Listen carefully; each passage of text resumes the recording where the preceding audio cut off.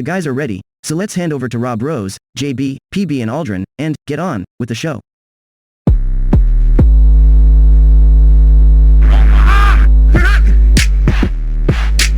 Welcome to the Club Football Podcast, where the only question is, does your team make it into the club? Can he get in? No, he cannot! Well, welcome back, gentlemen. Hey, Rob. hi Ron. Thanks. We are I got called Rod this week. That was a new one. I've had Ron a few times in my life, but I hadn't had Rod before, but this week I got called Rod. Do you know when we were talking amongst ourselves after the Super Bowl in the glowing haze, what did I call them? The dying embers of the NFL season, thinking, how on earth will we have enough content to fill an entire off-season of NFL-related podcasts for our wonderful, loyal listenership? And then the thing is, you wish upon those stars and the NFL delivers. In a week where we thought we might be talking about a contract that Aaron Rodgers maybe did, but also possibly didn't sign, or maybe the NFL Combine, which is kind of the worst sports day you can possibly imagine, where we worry about the hand size and speed of people, and then just watch it all play out to have no bearing on the type of NFL career they have. You know, we could have been digging through the mire that was that. And instead, we have got three blockbuster stories relating to three NFL superstars. The first of which that we're going to talk about with Russell Wilson. I mean, if you are a casual fan of the NFL, let me just say that you could stick around and follow this sport for 20 or 30 years, and this doesn't happen.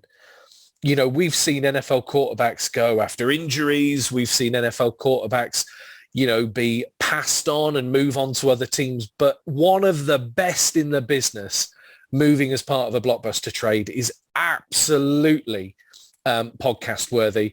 So, gentlemen, I think that's broadly where we're going to start. We're going to take a bit of our show to Russell Wilson, a bit of our show to Bobby Wagner, a bit of our show, incredibly, to the annual moves of Carson Wentz, it now feels like. And then we'll do some honourable mentions for other news as well. But let's start off with the biggest news there's probably been in a decade when it comes to trades. A blockbuster for Russell Wilson. He's out of Seattle and into Denver. Aldrin, break it down for us. Are there winners and losers in this? And what side of that divide do you put Russell himself?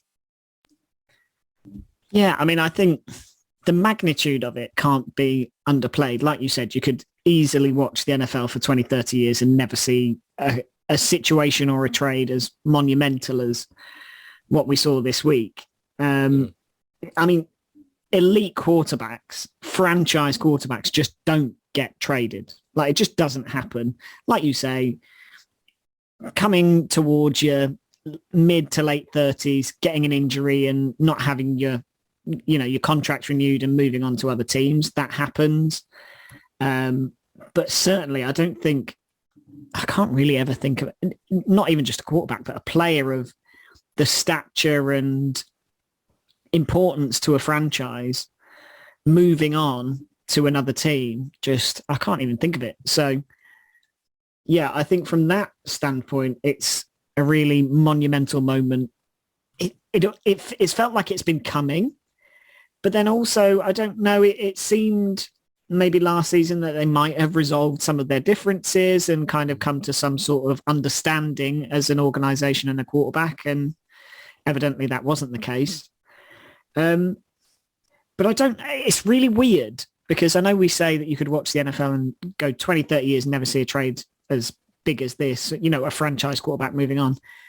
But at the minute, the last year or two, it doesn't feel like that's the end of it. Does that kind of ring true for you? It doesn't feel like maybe we're done. It almost feels like it could be the start. So the weird thing for me is we obviously had this last off season, didn't we, with Russell Wilson and certainly with Deshaun Watson. And maybe even Aaron Rodgers, bizarrely, three names in the news this week for very different reasons. Yeah. But the thing about it is as much as it felt almost imminent with Russell Wilson, particularly to the Bears last year, wasn't it, who felt like they were a kind of serious player. When it didn't happen, you kind of sat back and thought, Well, these things don't happen. You know, you get excited and there's all this buzz and the NFL insiders. And players use the buzz for leverage and stuff like that. Exactly, yeah. And the amount of time we've had the buzz and it doesn't happen. This was just so instantaneous. You know, the first I heard about it, it was done. You know, there wasn't really that rumour mill. And for those of you who rely on our pod for bringing you up to speed with the news, let's just break it down. So Russell Wilson goes from the Seattle Seahawks to the Denver Broncos for 2 first-round picks, 2 second-round picks, a 5th rounder, and 3 of the Broncos personnel, which I think for me, the one of the 3 that was most surprising was Fant going the other way. It didn't necessarily feel like a huge need for Seattle, but equally it felt like the kind of weapon you'd want if you just bought Russell Wilson in. You know, it felt bizarre probably for that reason. So I'm with you. It just feels odd. Before I hand over to JB, then give me a view on this. Does Russell Wilson win? I mean, is he in a better position? I mean, he moves from one very competitive division to another very competitive division on both sides of the conference divide. That's the thing, isn't it? I don't think he's not made his life easier. Certainly. I think division to division, they're both really tough, arguably. Well, not arguably, I would say, much like his situation in Seattle this year. Yeah. He's going into a division where there are 2 clearly better teams than the team he's joined. You know, I think the Chargers and the Chiefs are comfortably better than them. Yeah. I would also maybe class the Raiders in and around that based on, you know, how they performed towards the back end of the season last year. But if you're asking me, does Russ win? I hate to say it, but I do think he does. I mean, I think he is an absolute top shelf talent. And you can't underplay that. He is top 5. Yeah, top 5 all day. Hands down. And I think as well, with a move quite as seismic as that, for the Denver Broncos, that's not the end. You know, there's going to be stuff that comes through this offseason because suddenly they're a destination. You know, nobody was queuing up to play wide receiver or tight end on a cut price deal for Teddy Bridgewater or whatever cavalcade of quarterbacks they decided they didn't like that had been drafted. But suddenly Russell Wilson goes into that organization, and same as you saw with the Bucks and Brady, suddenly they're a destination that somebody is quite happy to take a veteran minimum on for a shot at you know, taking it all. Yeah, I think 4 teams definitely that go into next season in that division thinking it's playoff football, right? That's the expectation, let alone the aim. JB, what are your thoughts? I mean, out of nowhere, he's a Bronco. We'll kind of get to what it means for Seattle in a minute, but for the Broncos and for Wilson first. I can't. I really want to challenge a lot of what Aldrin has said there, because I do kind of feel that if we are going to give kind of a nickname or kind of like a punchy title to this upcoming period of Russell Wilson's career, it's going to be Russell Wilson, Mr. Limited.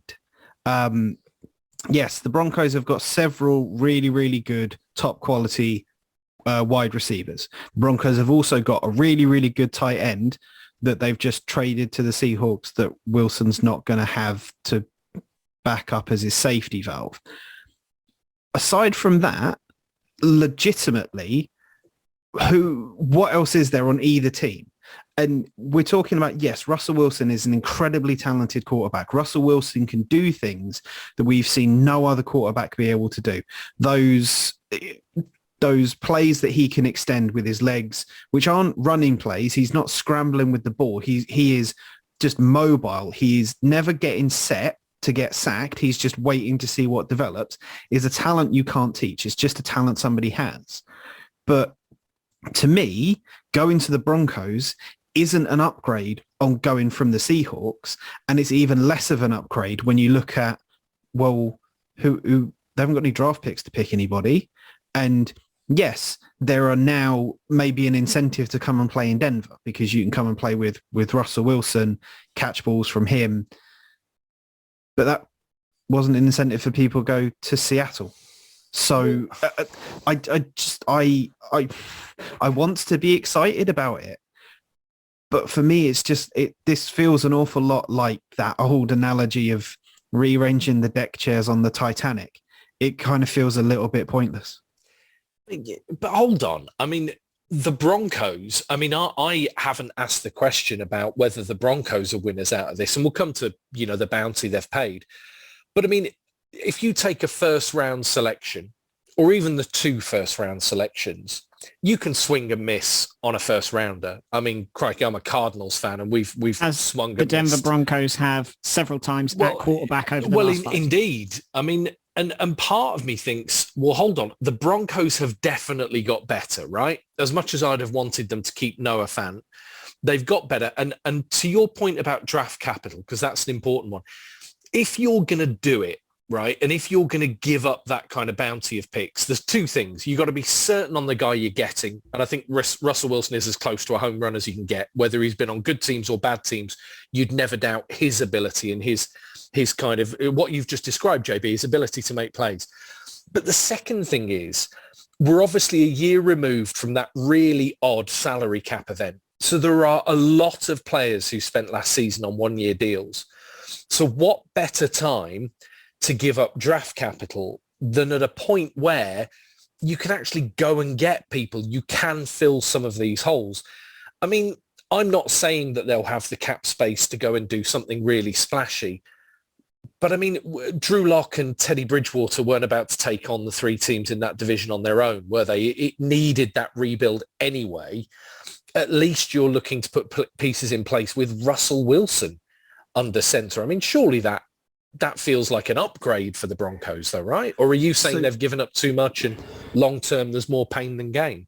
So there's 2 points I think I want to go with this. One, yes, the Broncos have absolutely got better at quarterback. And if I'm a Denver Broncos fan, I am doing cartwheels and all sorts of gymnastics that would belay my size in joy for what we've got. Because just pulling up very, very quickly, the Broncos went to the Super Bowl in the 2015 season with Peyton Manning. Since then, they have been quarterbacked by Trevor Siemian and Paxton Lynch. Trevor Siemian, Brock Osweiler and Paxton Lynch. Case Keenum, Joe Flacco, Drew Lock and Brandon Allen.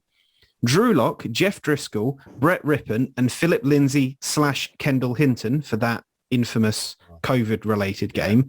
And Teddy Two Gloves and Drew Lock. If you are honestly a Denver Broncos fan looking at any of those names and thinking, nah, we've paid too much for Russell Wilson, I'd rather have one of those, you are engaging in a legal activity in Denver far too much, my friends. As much as I love Teddy, I want Teddy to be a successful quarterback, and it just feels like it's just never going to happen. It kind of feels like he's my new Nick Foles in that I want the best for him, and I've booked the wrong horse. He's the ultimate bridge quarterback at this point, Teddy. Who? He's Teddy, he's the ideal quarterback. If you're in a bit of a pinch, you need somebody steady and consistent. He is the ultimate bridge quarterback, and that's just where his career is now, I think. I feel if Phil was here with us, there would be some kind of bridge over troubled water, Bridgewater pun right now. So something that. It'd be fairly tortured, so I think we don't need to worry about it. But going back to kind of the original point that Rob made, that, have the Broncos got better? I think it's a comparison. The Broncos have got better at quarterback, undoubtedly. The Broncos have got worse at tight end because they've lost Noah Fant, and they've got worse at the defensive line because Shelby Harris isn't maybe the superstar of like the Noah Fant. He's not the superstar, the Russell Wilson of all of this, but he is still a very, very good line player. So the Broncos have got worse there. It all depends on that age-old question of how valuable is the quarterback in comparison to every other position group that you've got. And you're asking yourself the question, well, is getting worse in 2 of these better than getting worse than getting better at this main single one here? It's got to be. Well, if I said to you right now, stop the clock, right? You're the general manager of the Denver Broncos, right? And I'm going to set you a challenge, right? And you can choose, right? You can pick one of 2 challenges. I either want you to go out and through trade or free agency, go and get me a tight end as good as Noah Fant, or I want you to go out and get me a quarterback as good as Russell Wilson. You're looking at trying to replace a tight end, right? Yeah, absolutely. The thing is, there will be a good tight end or two in free agency.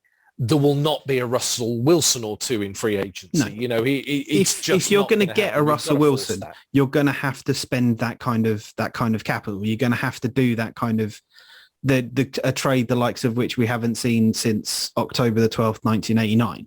Yeah, I mean the Herschel Walker trade, which is kind of the comparison point in a way, because it was the huge draft capital that was given up for Herschel Walker.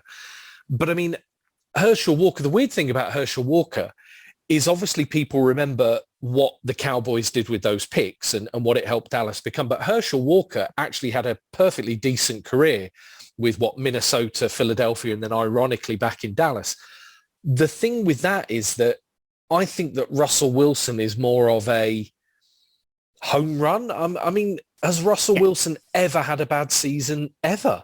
I mean, he was drafted, third round, wasn't expected to start. I think, was that the era when the Seahawks had just got, was it Matt Flynn from the Packers, I think was the kind of, expected starter. And then Russell Wilson comes in, second season, he's in the Super Bowl. I mean, this is a guy who has just hit high levels year in, year out. And I just think in Denver, it's a weird one because you mentioned wide receivers earlier, JB.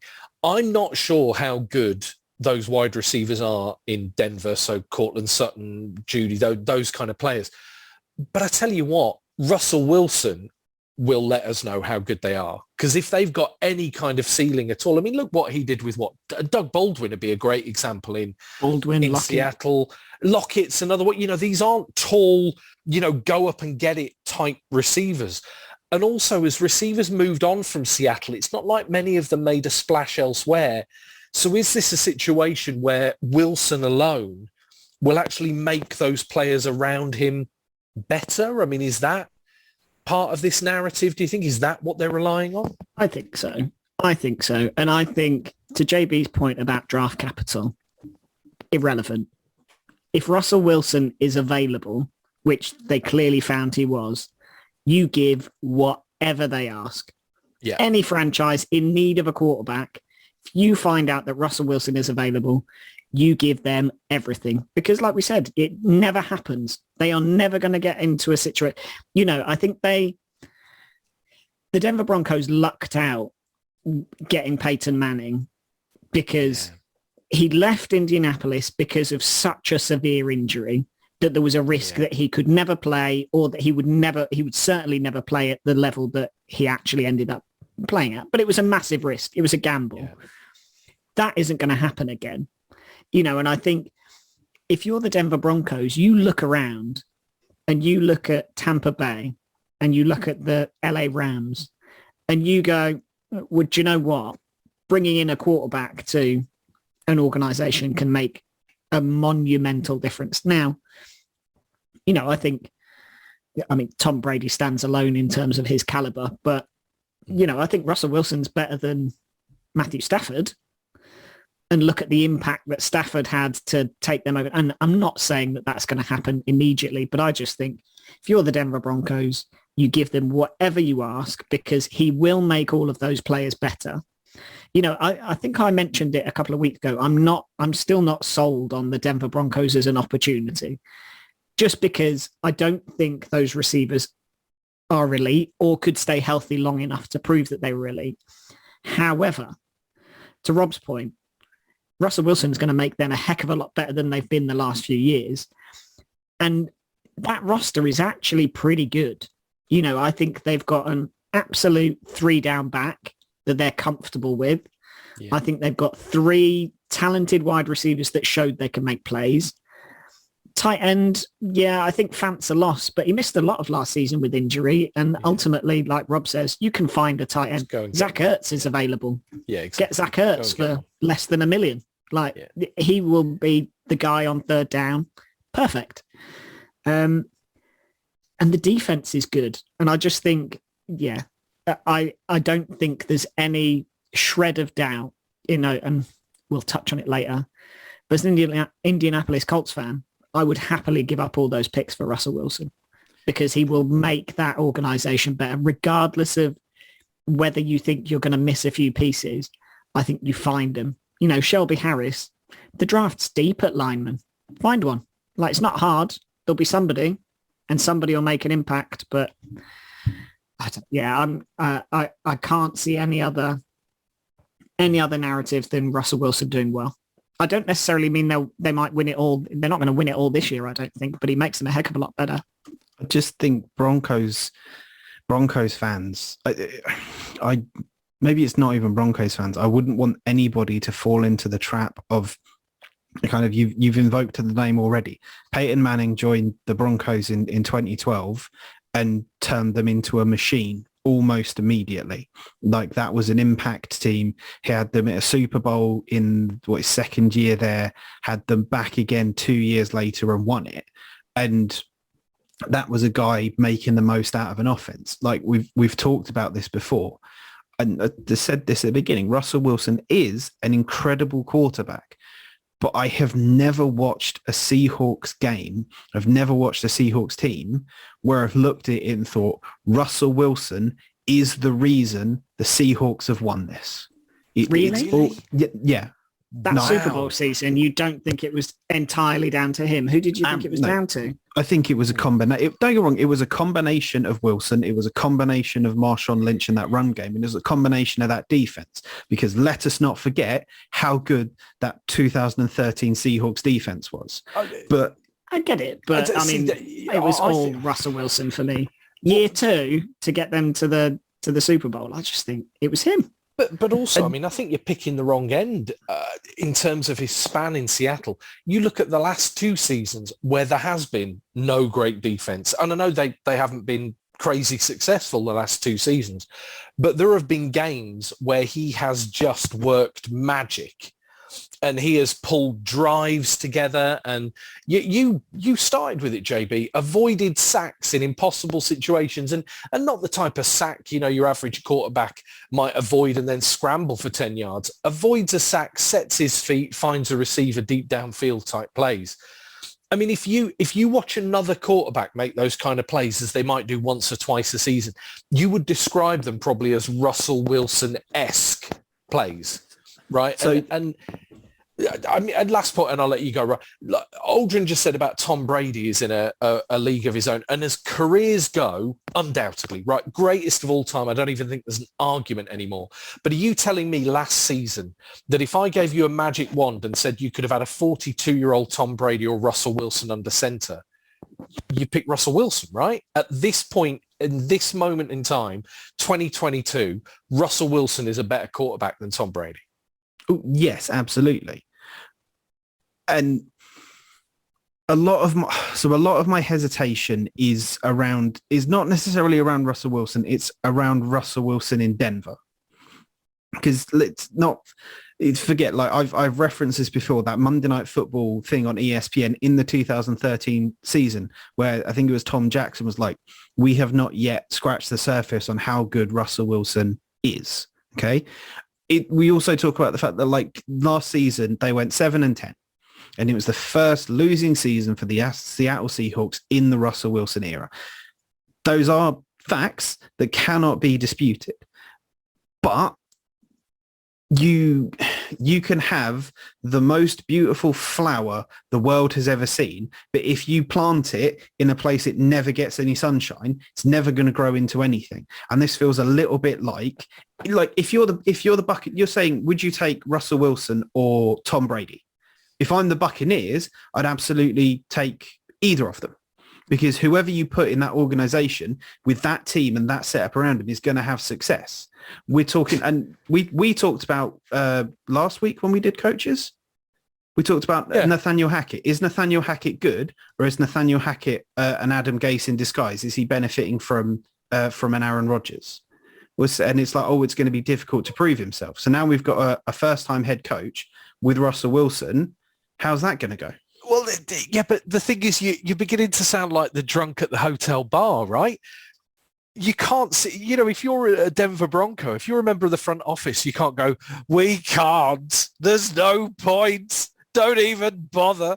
We could get Russell Wilson in here and it'll make no difference. You've got to imagine that he makes them better, and there are people at the Denver Broncos who are paid to try and make them better.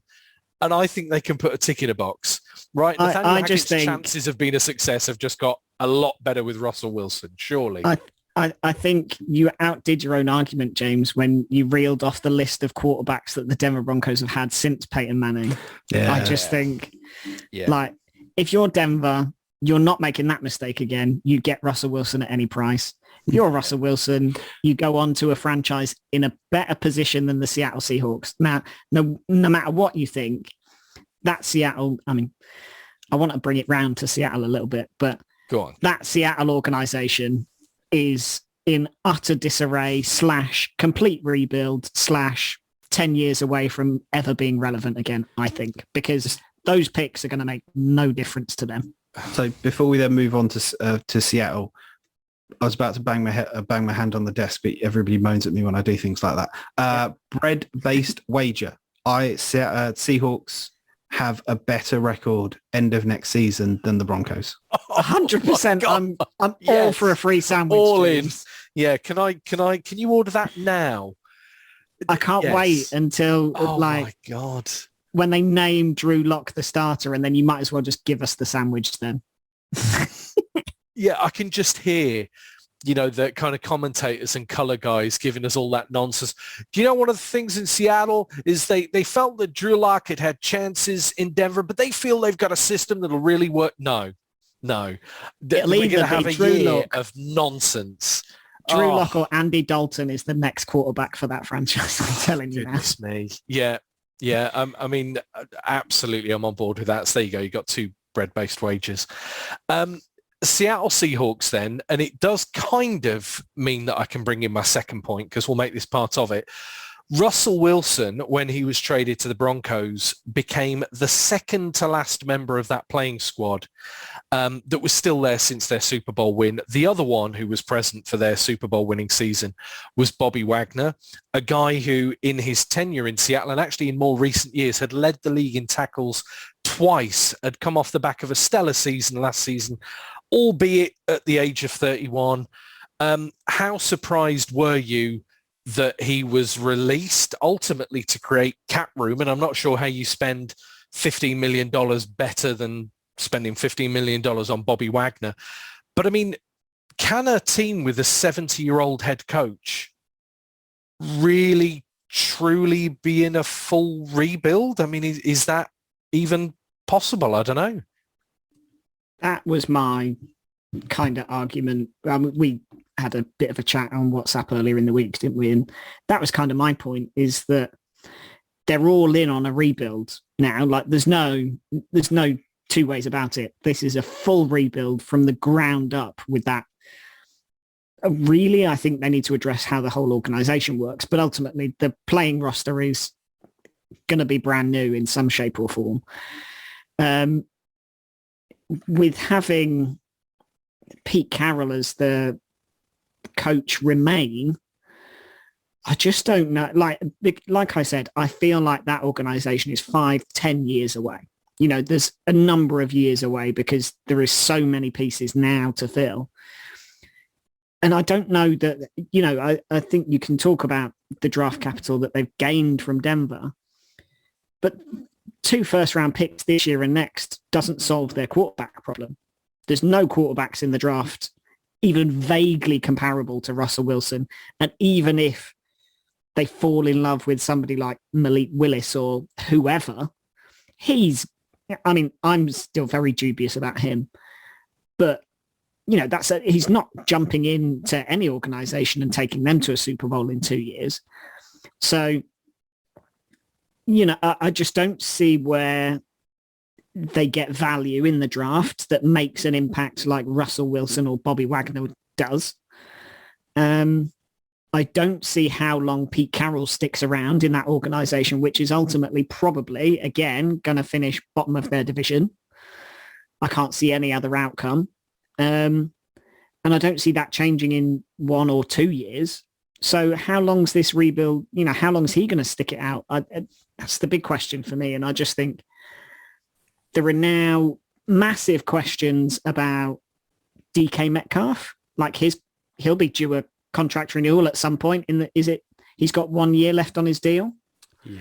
So he's going to be fuming because he will have wanted to have a big year to get a big payday. Well, I think if any receivers that have been catching passes from Drew Lock and whoever else they might hire can attest, that's not going to get you a big payday.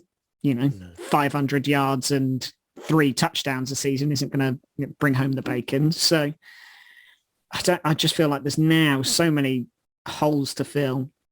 And I don't see that either the draft capital that they've gained, the money that they've got from, like you said, Rob, what's 15 million going to get you that's better than Bobby Wagner? Like, I don't understand it. Not only from his playing capability, the fact that 2 out of the last 3 years he's been the leading tackler in the league, still at age 31, but just leadership and will to win. I think what he brings to that, not just the defense, but the whole organization. So I don't know. I just feel like Seattle have got so many questions, and it seems weird to be rebuilding with Pete Carroll at the helm.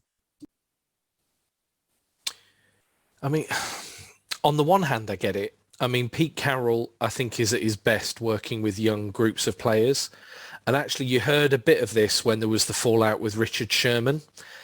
And I think Russell Wilson kind of got caught up in this a bit as well. But Richard Sherman kind of said you get a bit bored of Pete's stories when you've been around more than once and you've heard the same stories over and over. And I think that's maybe a bit harsh. I mean, this is a guy who I think, has a chance of ending up in the Hall of Fame. Actually, Pete Carroll, I think he's had a brilliant career, those 2 consecutive Super Bowl appearances. And I mean, if not for one of the most bizarre play calls in NFL history, potentially back-to-back Super Bowls, he did an amazing job with that unit, and he's great with young players. But I mean, JB, are we wrong? I mean, could he have another 5 or 6 years at the helm and see this through?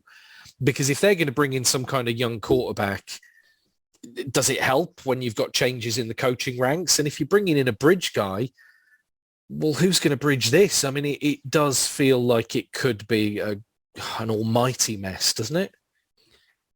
So there was a part of me that wanted to take a little, not a full victory lap, but maybe just a victory jog for a few meters, because there was someone on this podcast that predicted that the Seahawks were going to have a new head coach, a new quarterback, and a new general manager at the start of this season. And I got one of those 3 right, which for me, in terms of my predictions, is actually pretty good.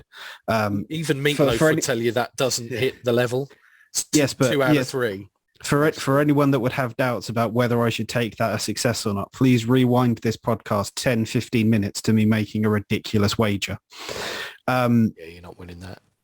I think so. There was something we talked about a little bit in the Russell Wilson stuff with regards to draft picks and everything like that, which I want to circle back to in terms of the changes and everything that they're making.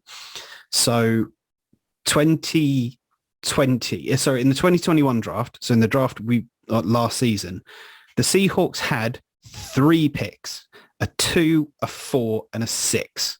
Who do we appreciate? They need an 8 for that really to work.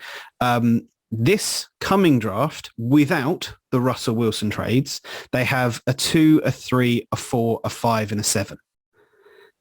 So I can understand to a degree why the Seahawks have made these picks, made this trade, because they need picks. And they need picks because they are in a rebuild. And we saw that with the Russell Wilson trade. We see it with the Bobby Wagner release that we're kind of talking about now. And I was going to come in response to Aldrin with exactly the point that Rob made. The Richard Sherman, the Earl Thomas, the Cam Chancellor stuff, when all of that happened, you kept hearing those things of, Pete Carroll's only got so many stories before you start hearing them again.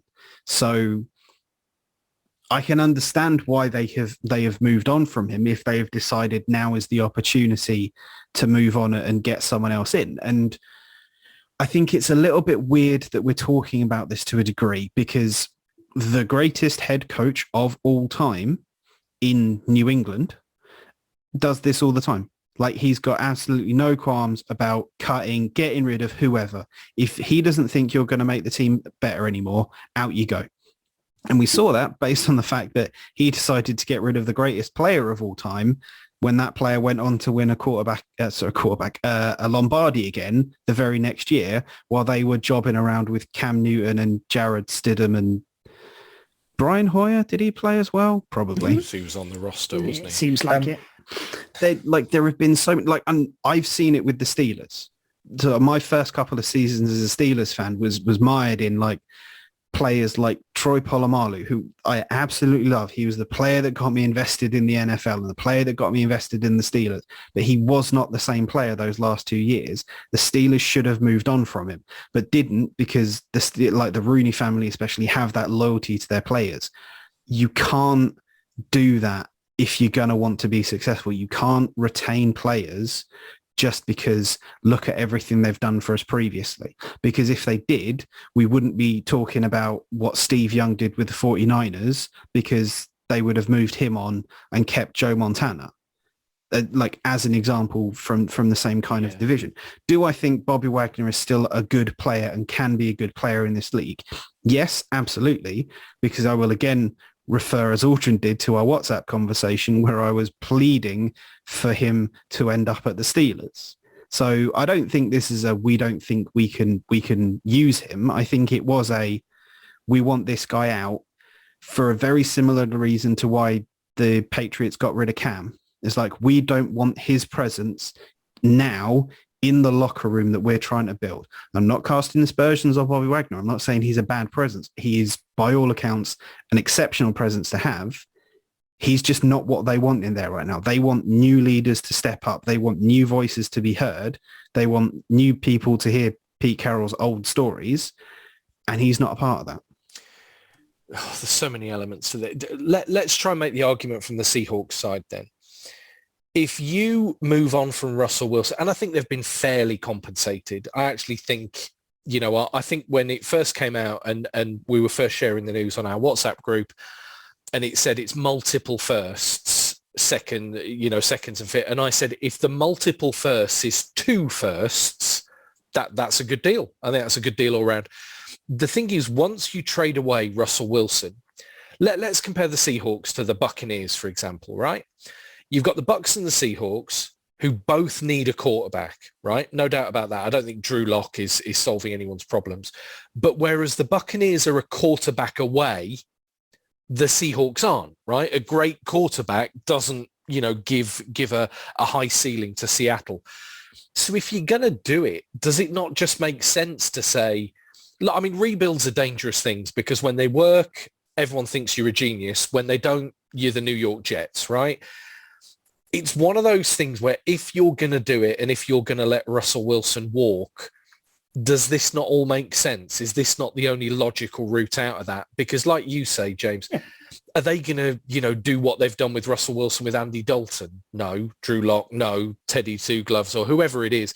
I mean, I think there are teams who are probably feeling that if they get the right quarterback, they could do so. The Colts would be one, right? The Colts are probably looking at Jimmy Garoppolo or players of that ilk and think, you know what, if we get Jimmy G, maybe we're contenders again.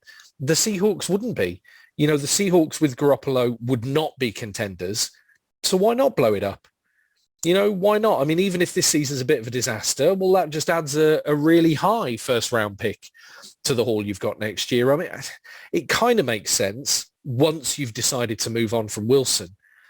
But in isolation, the whole Wilson and Wagner decisions for me are a bit of an admission of defeat, really. I get your point, JB, about new voices. But Bobby Wagner, I mean, you say he's still a good player. I mean, I think he's still elite. I think he is like a magnet to the football in a way that I have never seen a linebacker. I mean, he just, wherever the ball is, whether it's thrown or whether they run, you look at those piles of players where that offensive player is finally pulled down, and Bobby Wagner is always there, absolutely always there. And do you know what? I compare him in a way to, like, I think I've bored you guys with it. Kiko Alonso was always like that. You know, the kind of linebacker that was always where the ball was. But I think Wagner's better than Alonso. I think Wagner's probably better than any other linebacker I can think of right now. And I mean, just releasing him for cap space, I don't know, does feel like the ultimate admission that this is turning into not only a rebuild, Aldrin, but probably what a bit like the Lions, that's going to take at least a couple of years till that ship is straight again. Yeah. I think the thing for me as well is, like, I know JB at the top of that Seattle discussion mentioned that last season they only had 3 picks in the draft. I'm looking at those picks, and I mean, I wouldn't trust them to use the picks that they've got in this draft with any great success. You know, they got Dwayne Eskridge, who had, I'm going to read them, 64 yards and 1 touchdown at wide receiver last year. Yeah. They had Trey Brown, who had 10 tackles and a pass deflection. And they had Stone Forsyth, who played 10 games but started none of them. Like, I hate to say it, but I don't think their drafting has been particularly good. I think DK Metcalf was sort of an exception, but again, I also feel like Russell Wilson is the guy that makes him look good, because in actual fact, his route tree is pretty basic. And when he's not on it, he's really off it. So he was disappointing last season, wasn't he? You felt like he was going to take another step, and he didn't.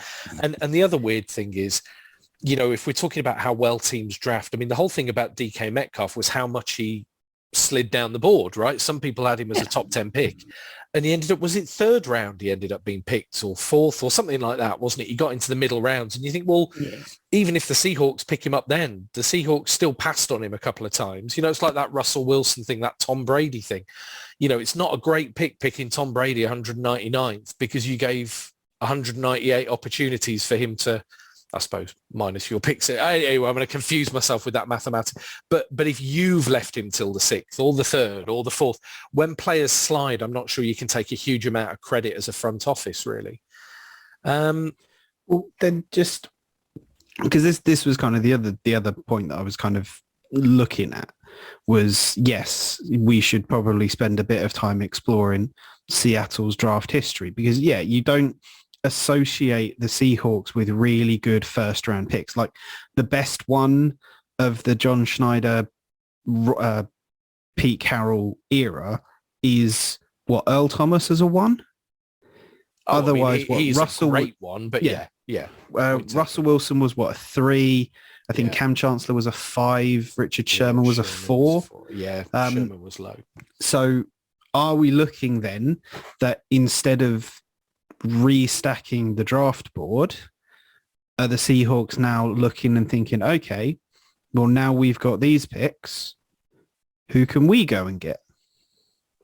I think they've got, it's such an odd one, because I think what they think they have is a coach that works really well with good young players. And I think the Seahawks see it going one way. And the only thing that worries me, I mean, Pete Carroll, and talking just about his age is maybe a bit unfair. You know, there is a question, can he go on at that level for another 4 or 5 years? The problem I've got with it as a plan is if Carroll doesn't last and you bring in this nucleus of new young talent that, you know, ultimately you're asking him to develop, the league isn't full of Pete Carrolls. You know, there's a reason I said he's probably, for me, borderline Hall of Fame. Because, I mean, who else is there? I mean, he is such a unique case in point, kind of Pete Carroll. But who knows? I mean, do they have any other option? You don't know quite how much Russell Wilson was keen to get out of town. You don't know quite what's going on behind closed doors. But I mean, there was an interesting article I read on NFL.com that said Pete Carroll is the closest we have in the NFL to not only being coach, but also he behaves almost like an owner. You know, that family hold him in such high regard, and he really does have a level of control that, you know, you just wouldn't find elsewhere. It's a huge risk. But then is any rebuild a risk, I suppose? I don't know, JB. I think it's a tough one, isn't it? A really tough one. That draft history is one thing, but the Bobby Wagner thing makes no sense to me at all. And like genuinely at all. I mean, he is a player still in his, if not his prime, then certainly, he is not many years removed from it. And he's just such a game-changing talent. What's going to happen there? What's going to happen in Seattle? Well, the only good news that comes out of it is me and Aldrin get a sandwich, because whatever's going to happen in there is not going to be as good as what happens in Denver. So that's good.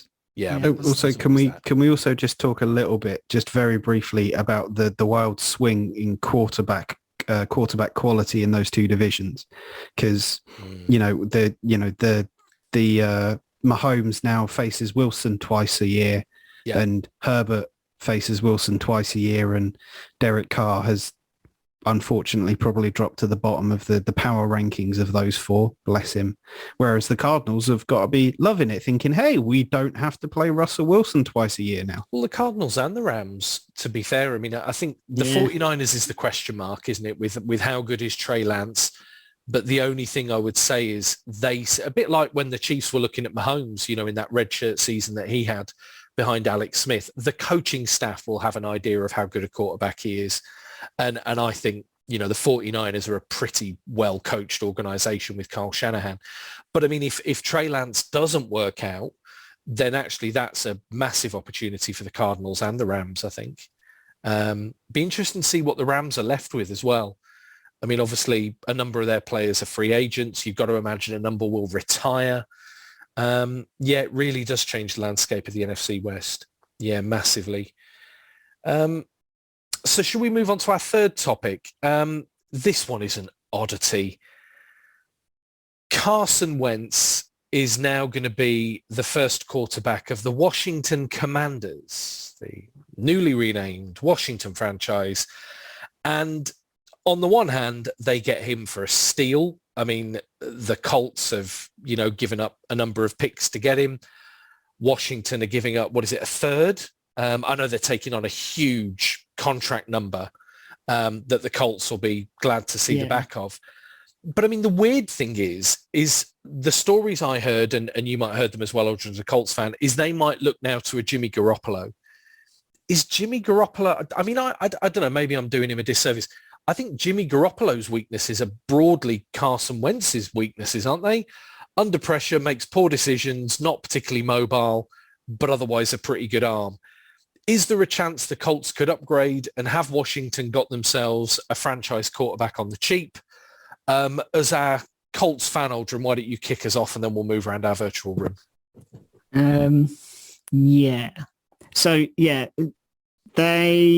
Washington gave up two third rounders, but one of those is conditional. So it becomes a second rounder if he plays 70% of his snaps, which obviously he did for the Colts, which ended up we gave away a first to the Eagles rather than a second. Yeah. So in all likelihood, that probably happens again because, it's just how it seems to go with Carson this year. Yeah, bringing him into I kind of feel oddly like it's a pretty good deal all round.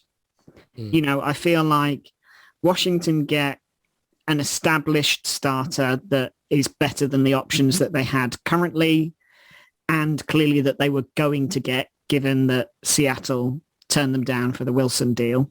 So they clearly weren't willing to give up what Denver were. So that's my point. So if you don't want to give up that much, then the next tier down is probably the Carson Wentz kind of second and third rounders that you're going to give up.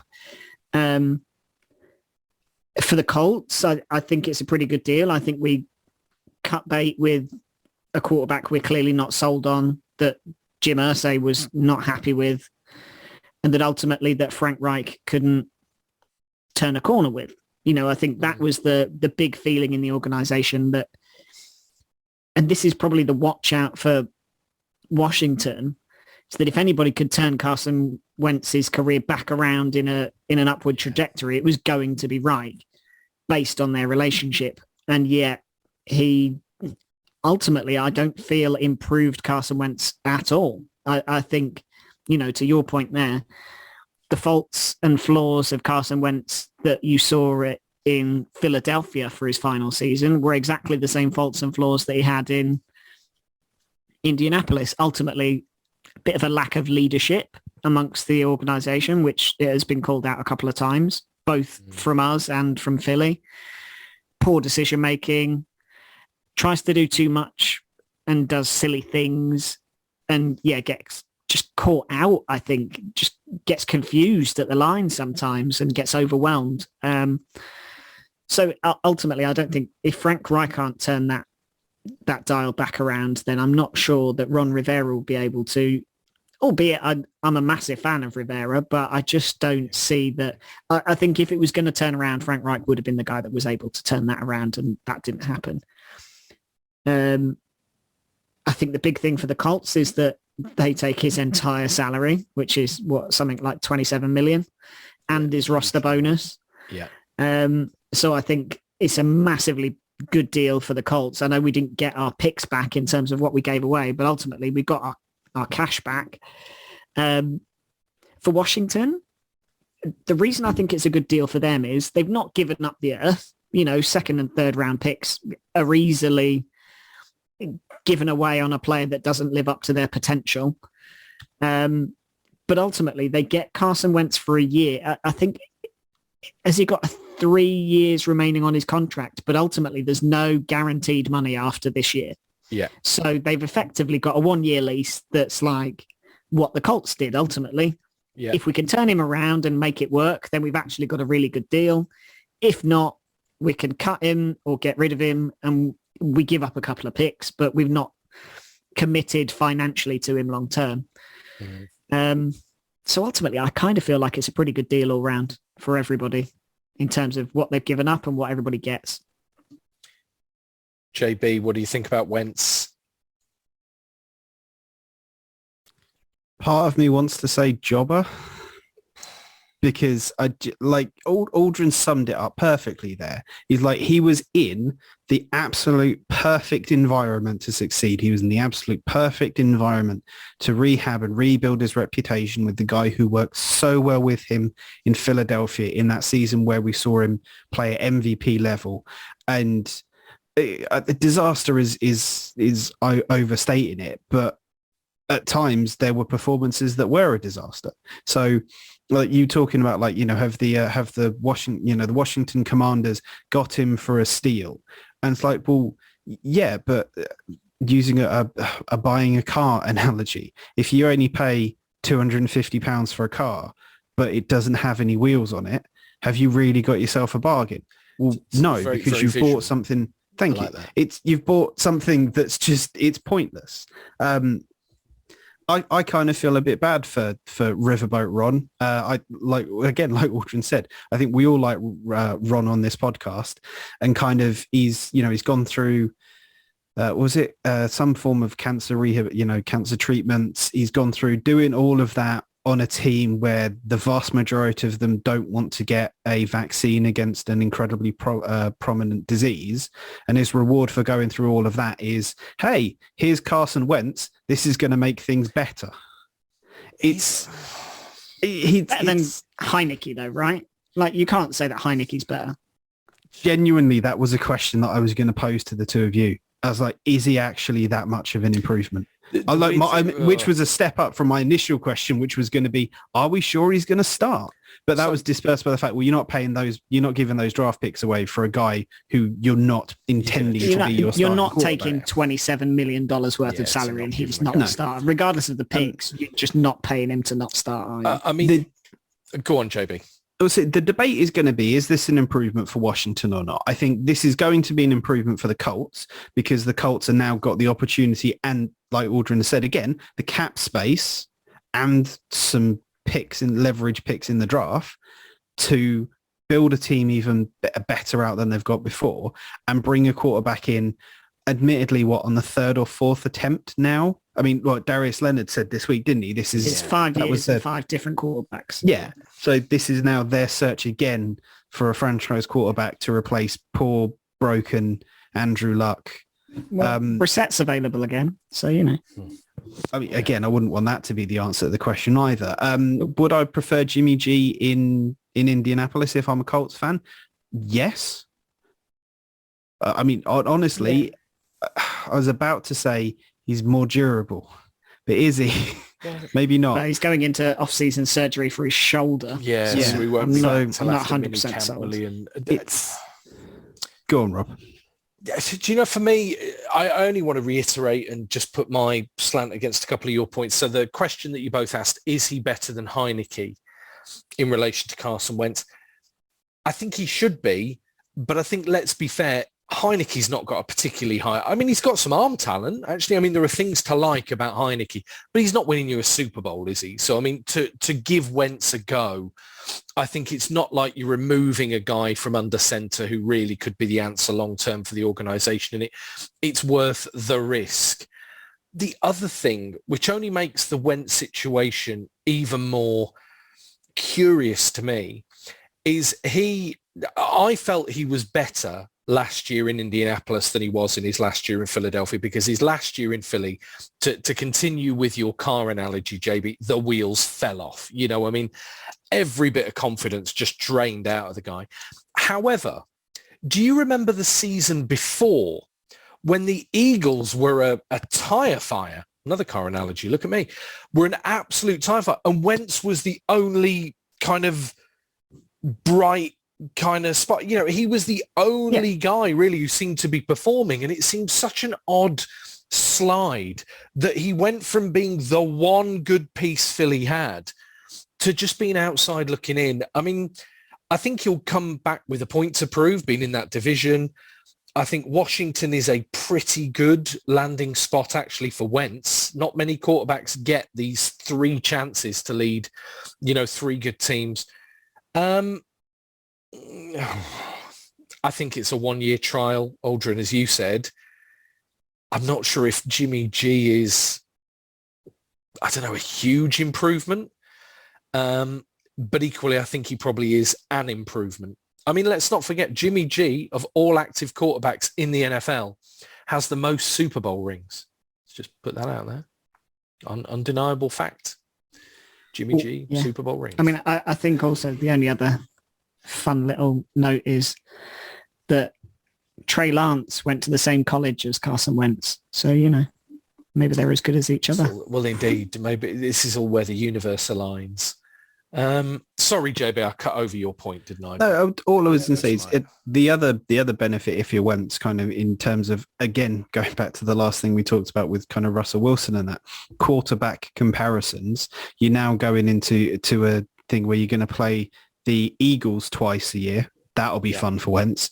You're going to play the Cowboys twice a year. Yeah. And you are going to, I mean, I hate to do this, but you're going to go to MetLife Stadium and come away with wins at both of those based on how the Giants have performed the last couple of years.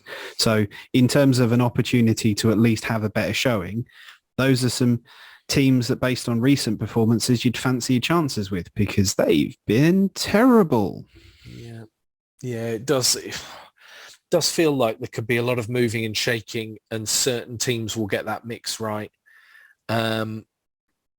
It's very bizarre. I mean, one of the things I know this is very Cardinal centric, so I apologize, but there was a lot of talk about Christian Kirk in Arizona. Would he stay? Would he go? Would we try and keep him? And I really like Christian Kirk. I mean, obviously he wanted to be a Cardinal. He was an Arizona State kind of college guy. But the thing that was most surprising to me is looking on NFL.com, they have him slated to sign for $15 million a season. Who on earth has watched Christian Kirk's production in the slot and thinks that is worth $15 million a year? I mean, you know, there will be what's his bargains blocking to be like, had. though? Well, indeed. I mean, you know, is he just another Godwin in disguise? That's the other insane thing. Chris Godwin, double tag. You know, double tagged and being paid the average of, what's the tag? Average of 19 point something million for him this year. Wow. So, I mean, you know, some teams will land on this mix because there are free agents out there. And again, there are a lot of people looking to earn good money. But yeah, the Wentz thing is, that's a coin flip for me.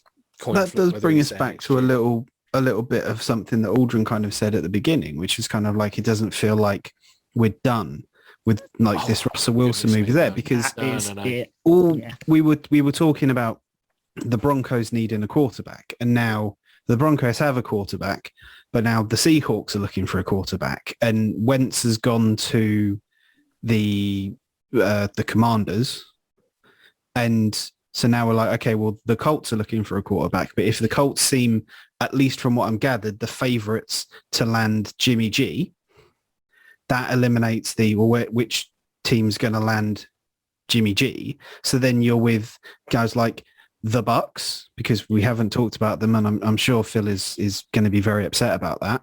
The Steelers need a quarterback. Yeah. And how many others? Panthers. Yeah. Yeah. It's... the weird thing is, I think it's going to be a year where we are going to see people start as quarterback that we thought had missed their chance. I mean, I'm thinking like Marcus Mariota would be one. It wouldn't surprise me him if and he ends up a Trubisky are starter.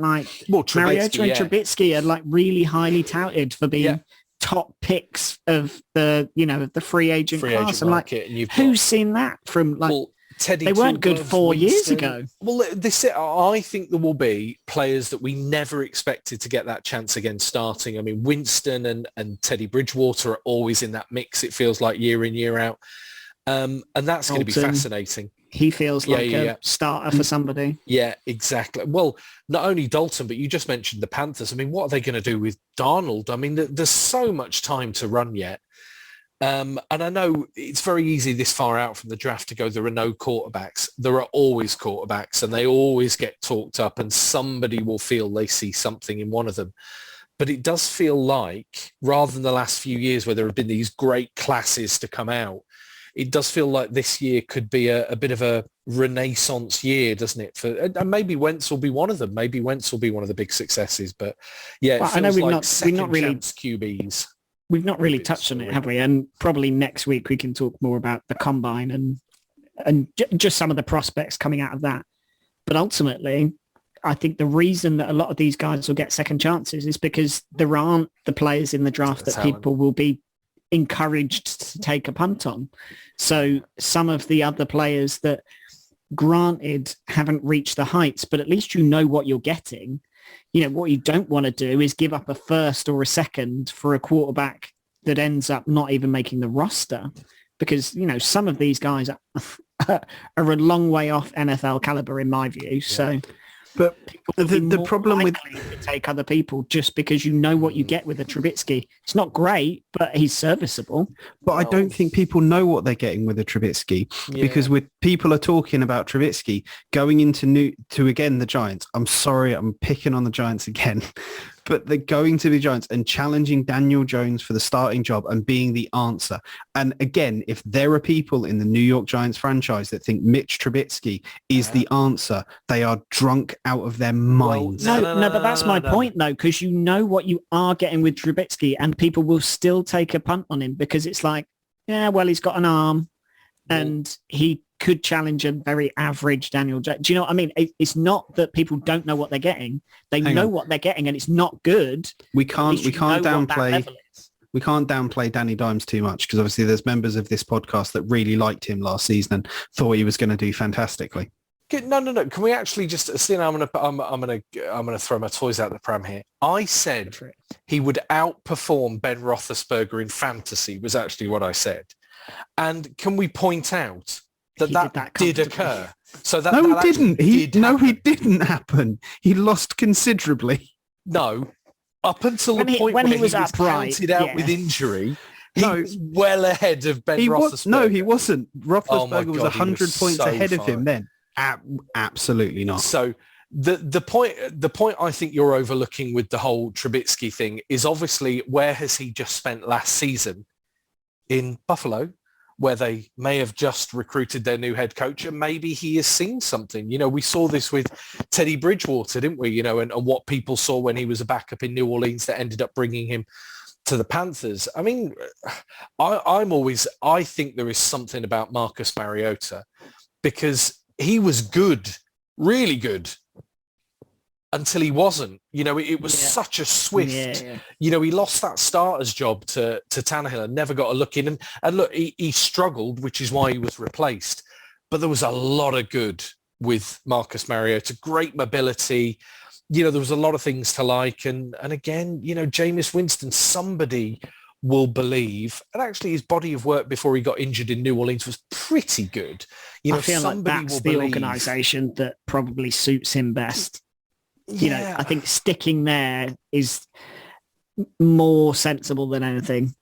But I don't know. Yeah. We're getting into the realm of talking about all the free agents, and this feels like an episode. But this is, I tell you what this is. It's what they call in the world of podcasting, Audrey, it's what they call a tease. Because obviously this is what the listeners have got to look forward to when we literally have weeks on end where all we can talk coming about up after the break. He was a backup. But yeah, it's look, listen in, everybody, in future weeks, because I think it is as curious a quarterback class. The people who start and where they will be starting week 1 next season. There are so many chips still. So much still in play there that I think it really is fascinating, particularly when you mentioned Colts, Bucks. These are teams who are contenders minus a quarterback. Yeah, I think that's the critical thing for me is that not only are, the Panthers looking for a quarterback. Okay, great. Well, they'll find a middle of the road starter and they'll be middle of the road. But it's the teams that are now in need of quarterbacks could be contenders with a quarterback. And not even a super elite quarterback, but one that can take them above where they've been at. And you add the Steelers to that list. You keep going, we've got Deshaun Watson who may be in play. This time last year, it was Matt Stafford. Does Matty Ice end up somewhere? Does someone knock on the Falcons' door and say, it only takes 1 or 2 more surprises. And this offseason could be the most fascinating ever. And I thought last season was exciting enough. So, yeah. Merry-go-round's in motion. Really is, isn't it? Really is. Gentlemen, I thought that was insight mixed with intrigue, obviously, with what we'll be talking about. And argument. And that's what who doesn't love that? Do you know what? The other thing is I am so hungry, and the thought that I'm a sandwich better off than before I started this podcast is a really warm and fuzzy feeling that I'm going to take with me once we finish recording. But gentlemen, a level of insight that I think you just wouldn't find anywhere else. Thank you, everyone out there, for listening. Cheers, Rob. Thanks a lot.